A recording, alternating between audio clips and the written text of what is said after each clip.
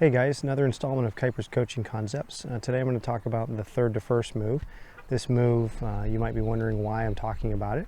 Well, it's still legal at the high school level where a lot of you all are going to be playing, so we might as well teach it, and there's some subtleties to doing it well. So let's just go through it real quick. The number one thing you've heard me talk about in terms of other pickoff moves is making sure to mimic your pickoff to make it look like your pitch as long as possible. So one of the things that I like to preach is making everything look the same from lift to handbrake for your pitch as you would lift to handbrake for your pick. So you didn't necessarily know which way I was going through handbrake at that point, and the longer you can simulate your pitch during your pick, the more likely you are to deceive the runner. So some of the keys. One, people giving away information by posture, things like that. But in terms of making it look similar, again, through handbrake. Now let's talk about the pre-situation analysis. So ideally, your coach, your teammates are going to be looking and seeing, when does that base runner at first extend? Is he extending on lift? Is he extending on push down? And if he's a guy who's extending before you've committed to the plate, then that's a scenario where we'll go ahead and try to exploit that, as coaches call the 31. All right, so some specifics to this particular one. We talked about being similar down through handbrake, but then what's next? From a legal perspective, you have to gain ground towards third base. You can't lift up and put back down.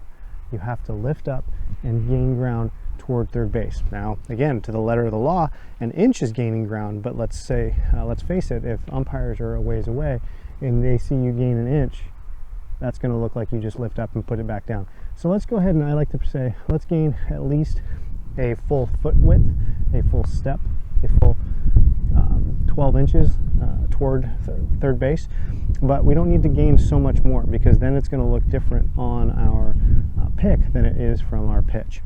The next thing is, when you pitch home, do you ever look at third base? No.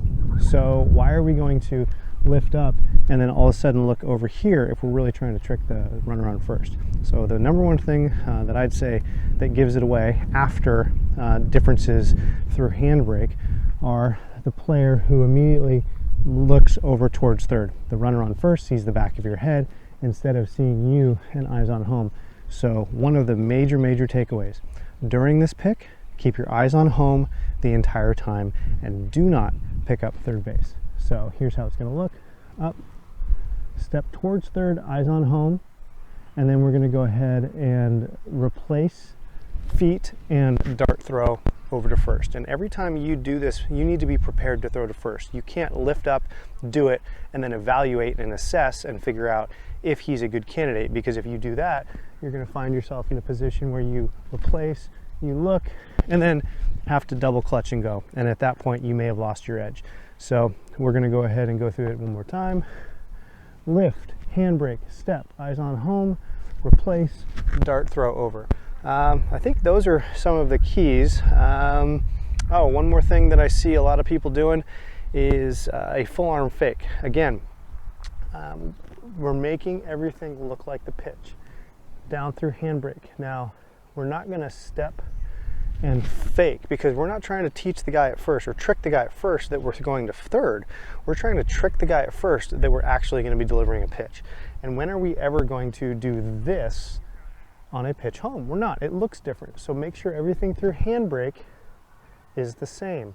It's at this point we should have got that guy to take a secondary. If he got a secondary and we're at this position here, he's dead, because then we just step, replace, right? But if we take the time to step, full arm fake, and then come back, he's got time to see something different, react, and get back to the base.